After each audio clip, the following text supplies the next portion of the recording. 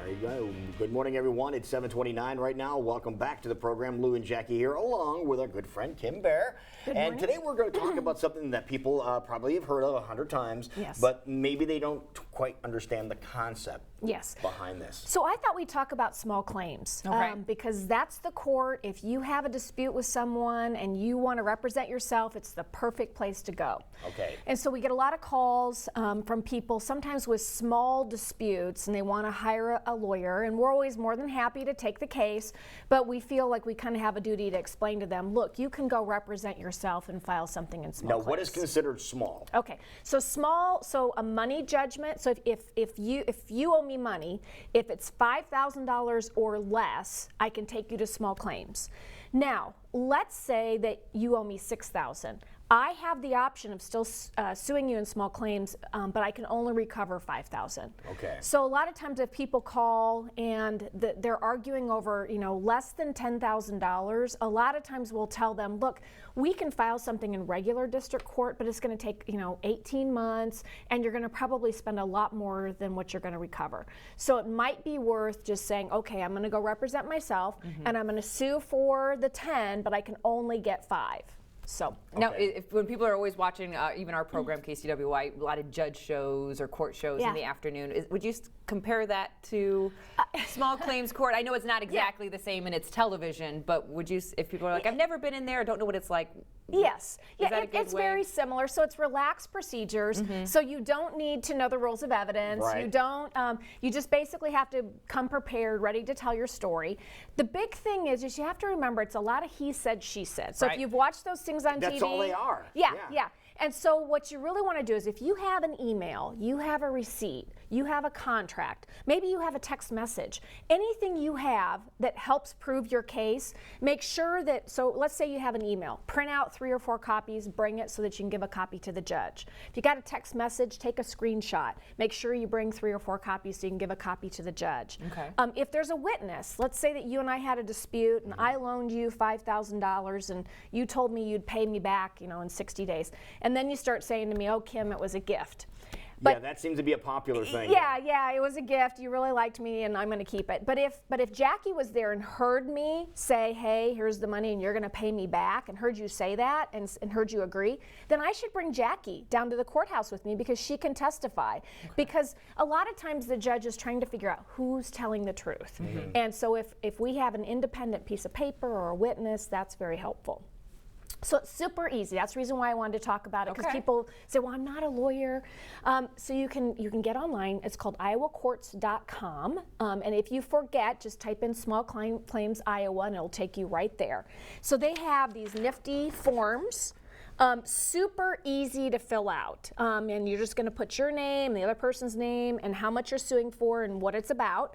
And then and it's an $85 filing fee. Now, you also have to file it electronically. It'll walk you through the steps, but if you don't have internet or that's a problem, you can always go down to the small claims courthouse and they'll help walk you through it. Okay, good. Right. So now once we get it filed, then I have to have it served. So if I'm suing you for that $5,000, I either have to give it to the sheriff and pay the sheriff to serve you. What does that usually cost? About $35 to $50. Okay. So, or I can send it to you via certified mail. I'm not a big fan of certified mail because if you're a deadbeat, you probably don't answer certified mail. You're probably not going to go pick it up. but if you're a reputable person, and I think, oh yeah, you'll go get your certified mail, then that can count as service. Because it's proof you picked it up. Exactly.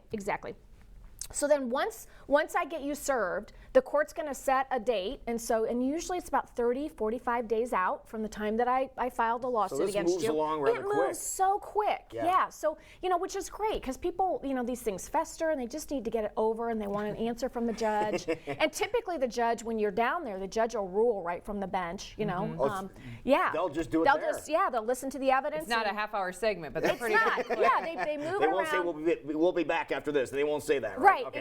Exactly. Now, just a couple more points I wanted to make. Now, let's say I sued you for the $5,000, and you say, yeah, Kim, you did loan me $5,000, but I loaned you $3,000. You can counterclaim against me.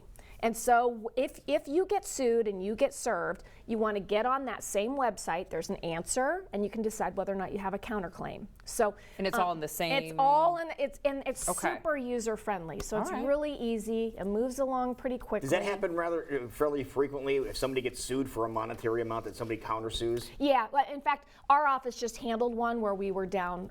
Somebody called and said, "Hey, we really do want you to represent us," and so we said, "Okay, we'll do it for a flat fee. We'll show up and help you get ready." And and we spent some time with them beforehand, making sure that we had all of the documentation. So it's pretty normal that there's usually a reason why you haven't paid me. Not always. I mean, you might just be a deadbeat. No offense, Lou.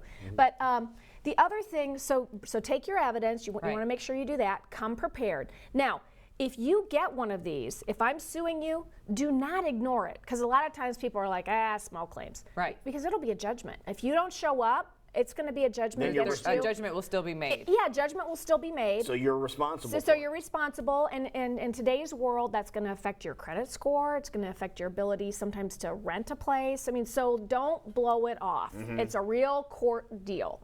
Is there a time period that you have to do something like this? Like if you owe me money, but it's been like 10 years, can I still take you to small claims? Well, or? so that kind of goes back to the statute of limitations that we've talked about in the past. So if we have an oral agreement, that's 5 years. If we have a written agreement, that's 10 years. Okay. If it's, let's say that maybe a car accident, maybe you hit my car and then you refused to pay for it, or you didn't have insurance, and it cost me $3,000 to fix. So property damage is 5 years. If you hurt me in the car accident, that's 2 years.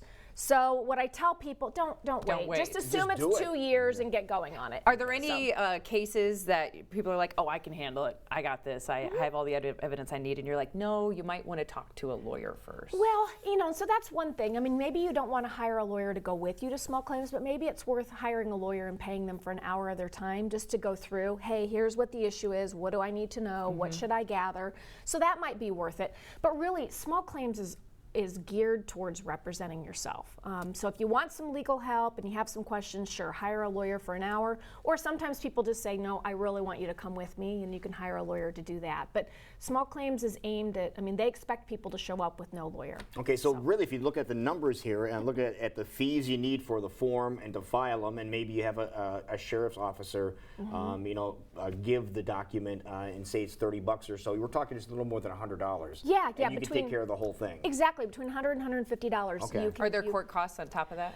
Yes, there'll be court costs usually assessed against whoever loses. Okay. But again, very minimal. So, Okay. yeah. All right. That's good to know. I didn't realize it was that streamlined. And what was the like this. website again? IowaCourts.com. Okay. So, yes. Something to check out. Yep, and like I said, if you don't remember, just type in small claims and it'll take you right there. Okay, and if you have any other questions about small claims court or anything in particular, you would be the person to get a hold of. Yeah, just give us a call, 515-279-2000.